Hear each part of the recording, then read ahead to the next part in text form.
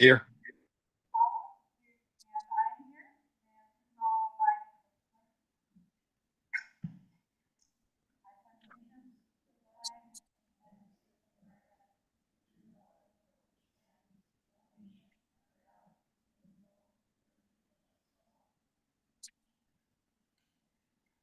All right, I'm looking for approval of tonight's agenda. So, second, all in favor say aye. Aye. We'll start with student representative report. Alan, welcome. So this week what we have going on, we have a mental health awareness spirit week. So today was wear clean, tomorrow will be wear your beach attire, Thursday is anything but a backpack day, and then Friday is wear neon. The grad night party is still on track to continue, and more information on that event was sent to students last Sunday. Some of our agency groups were working on promoting that for our seniors, and today was the last day for the purchase of tickets. Like I mentioned last meeting, Mariachi Tradición will be having their 10th year anniversary concert on Saturday, May 31st, and that's at 7 p.m. at the Patricia Research Center for the Arts in Beaverton. The end of the year showcase for Ballet Folklorico México Nacional Academy will be on June 13th and the 14th at the high school auditorium at 7 p.m. and tickets for both of these events are on sale. A jazz benefit concert will be held in the high school auditorium this Friday, and that's at 7 p.m. The suggested donations are $10 for adults and $5 for kids. Children 5 and below enter the free. This event will help raise funds for instruments, festival registrations, and other necessities. The girls softball team made it to playoffs and is headed to play against Roseburg.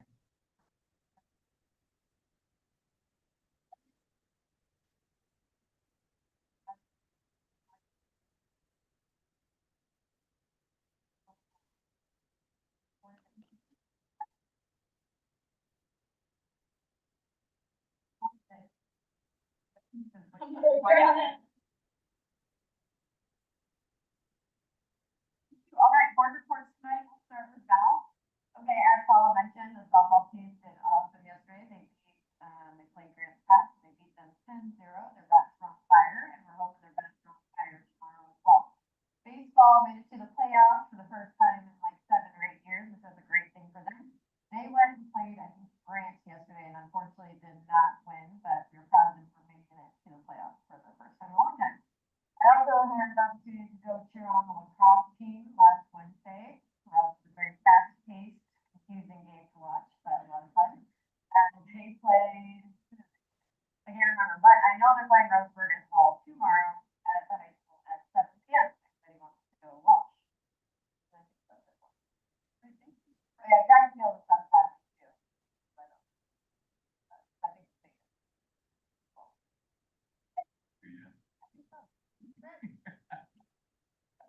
So just an update on the rec commission. We've been working on the pay to play or the rental fees for the city of Forest Grove, mainly the athletic fields and some of the other areas. So we have come to the point where we adopted all the fees and structure for recreational programs except for youth sports. We couldn't agree on that. So what we decided to do is send that portion of the fee structure to the city council and let them make the final decision. And what they're doing now is pulling in all the youth sports representatives and having a listening session. And eventually they'll make the decision about how the fee structures will be for youth sports. So what my motion that I made was to align it with the school district's fee structure in terms of youth sports and nonprofits, and that went down 4-3.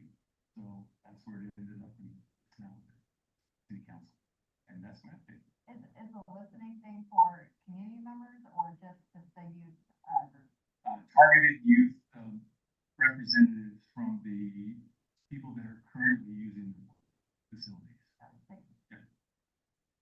All right, thanks, Brad. Thanks for serving on that committee as well. I was able to attend the orchestra concert at Neil Armstrong. Zootopia was the theme, and it was a full house in the cafeteria. Michaela Valenzuela, her stepmom actually is our city council counselor, Mariana Valenzuela, couldn't be there. She was at the budget meeting. So, but Michaela, this is her last night before going on maternity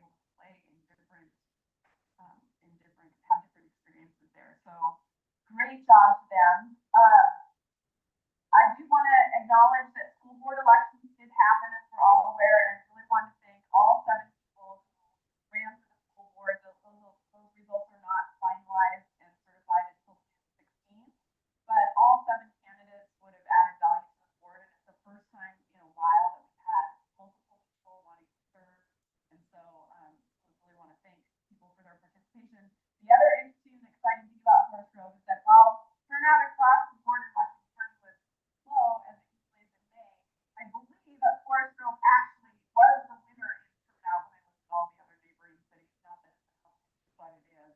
And we did have pretty strong turnout. We had, I think it was around 21%, but we had almost 4,000 people voting. And typically in May, it's anywhere from 2,500 up to 38 or 4,000. So I thought, good job to the community for getting out in an election.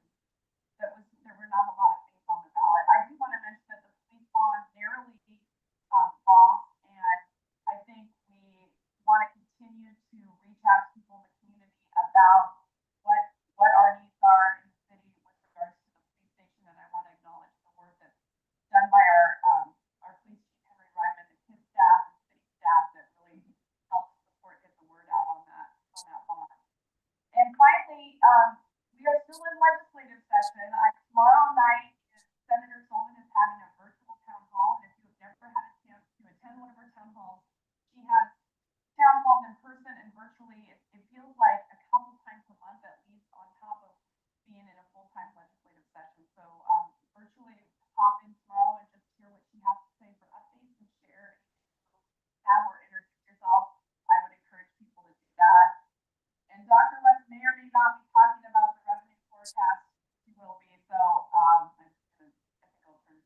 Well, yeah, the legislative forecast, the revenue forecast has obviously, we've all seen in the news, came out under what we were expecting. And right now, there's a lot of conversation about not being able to meet more funding for the CSL, which would be the 11.3 billion for the school district. And so there's been really strong advocacy. I saw coming from today from our superintendent and other superintendents, and we received an action item today from OSBA to ask our board members to individually send emails to their reps saying that we absolutely have budgeted for that floor. And even with that floor funding that we budgeted for, we need to point out that is not filling the needs of what we have. And so if there are board members who are able to send a quick email to Rep. McLean or Senator Solman and just once again really emphasize the importance of making sure that we can get that floor funding, but it is recognizing it's a really tough situation right now across the board in the state because there just really isn't enough money to fund any of the pieces. And you may have seen with regards to transportation, there's been some efficiency reports that have come out just showing that transportation needs to be kind of looked at. And there's just so many systemic things in our state that we're starting to realize need work, and at the same time, we need to be able to fund the work that's being done. And there's a lot of tough conversations, and everybody's trying to do the best they can with what is in front of them. But it still does make a difference to hear directly from people, from students, from community members to just remind people that funding is absolutely necessary to our existing budget. And if you haven't had a chance to watch our budget meeting, I would highly recommend watching maybe the first one. Well, they were both, I think, really blockbusters. But the first one, I think, does a really good job. Director and her team did a really good job of outlining what our facing, and also with Dr. West support in those budget conversations really helps lay out where we are and where we're headed. So if you're watching this meeting tonight and you haven't had a chance to tune into that budget meeting, I would encourage people to do so. With that, I'll turn it over to Dr. West. Yeah, thank you. Building on that, the one legislative update that I wanted to bring to the board today was in relationship to the state school fund.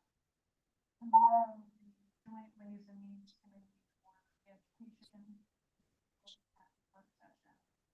And it's really important that advocacy that Chair Cox mentioned, that if people are inclined to advocate for the state school fund today or tomorrow, we need the dates so that work committee knows where the stand. But to highlight just a few aspects of what Chair Cox mentioned, the governor's proposed budget is 11.4 billion for the state school fund. In addition, it includes 1.17 billion investment account, 340.8 billion for high school success. Those two state grants combined bring in about $8 for the remaining reason that I'm bringing that up, conversation right now is if you can't fund the 11.4, school districts can offset what they don't fund with the SIA and the high school success. Those two grants, you can't.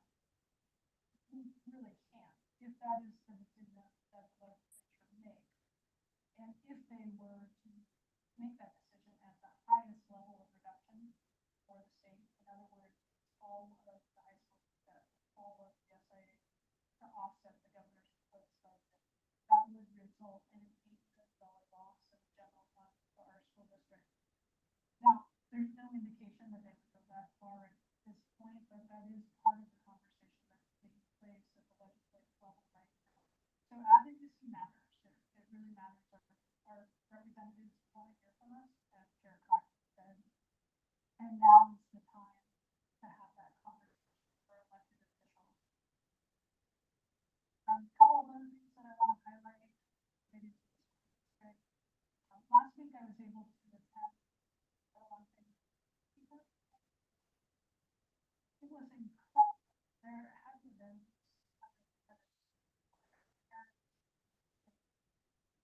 young women started the program.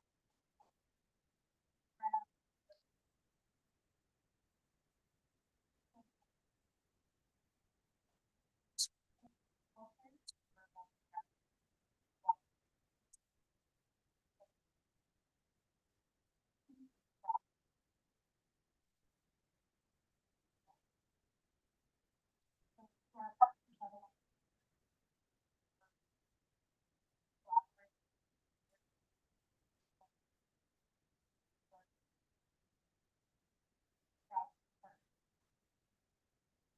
The other thing I want to highlight is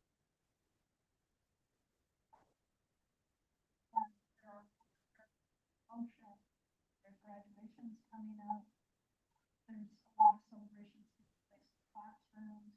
All of those things are really important, but I want to highlight the celebrations. We also have a lot of learning. No, really, I see your. No, I love that. I hear that very well. Yeah. So I had an opportunity to visit Oak Grove Academy today. One of their electives was an elective based on plant science. So when I walked into the classroom, students were learning the difference between animals and friends, and they were learning the different ways that plants pollinate sugars. And they were engaged in some conversation around that and what type of plants that the students had been looking at how to start. And then we left the classroom and went out to the garden. And students had an opportunity to assess the progress since the last time that they were out there. They had some conversations about what we were planting water. We did. I did. It was a ton of fun. I'm highlighting this because those types of learning experiences, which are authentically meaningful and develop the skills that are important to a student's future adult growth, there's no state test that's going to tell you they're happening. There's nothing the state does that will measure that. But those experiences are incredible for young people, whether it be at Oak Grove Academy, the high school, Cornelius Elementary School, middle school. Every day in our classrooms, our educators and our support staff bring these types of experiences to our students. And they work hard at this because the folks that work at Forest Grove School District, I live by the value that everything matters. I see it every time I go into our classroom. So there is a lot of fun taking place at the end of the year. We're going to see field days in every single elementary school, and that's outstanding. But students are still learning, and that's great opportunity. So thank you to all of our educators and support staff for work with students all the way to the very end. And then the last thing that I want to highlight, just a couple more additions to what our student advisor said. We do have on this Saturday 2 events that are at the gym. We have youth going with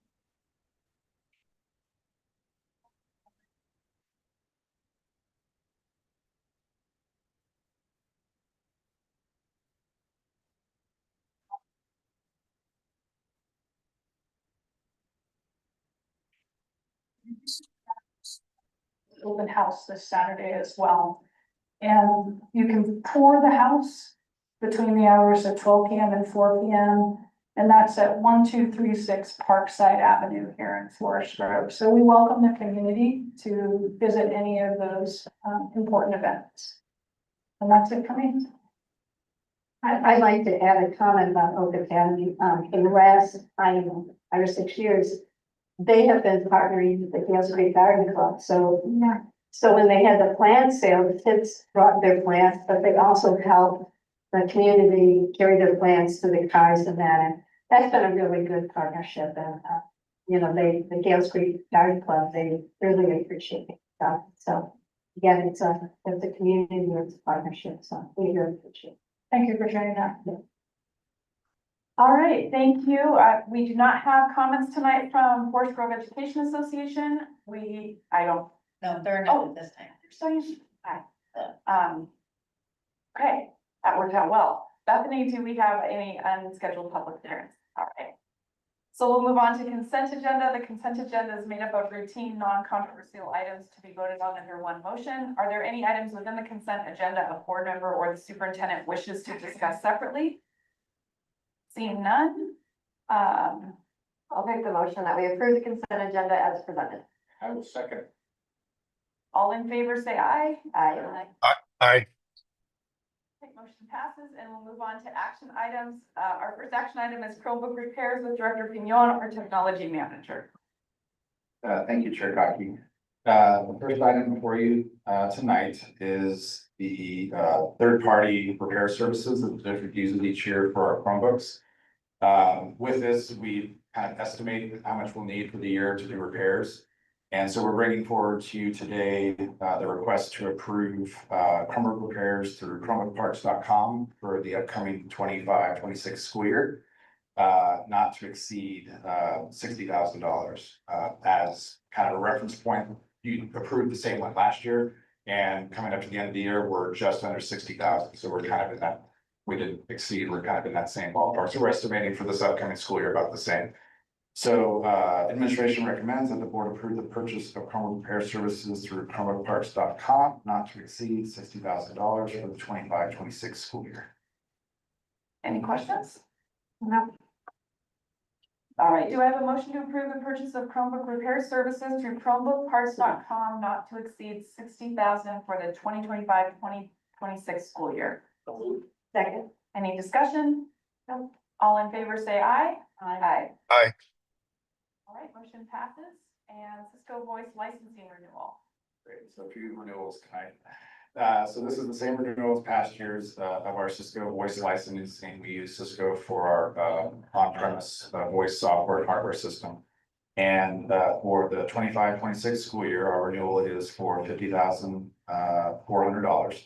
So our, request, to the board is for, the approval of the purchase of our Cisco voice licensing renewal for the 25-26 school year from CBE Technologies for $50,400. I feel like I just want to say so moved. Yeah, can I do that? I don't know. I don't think so because.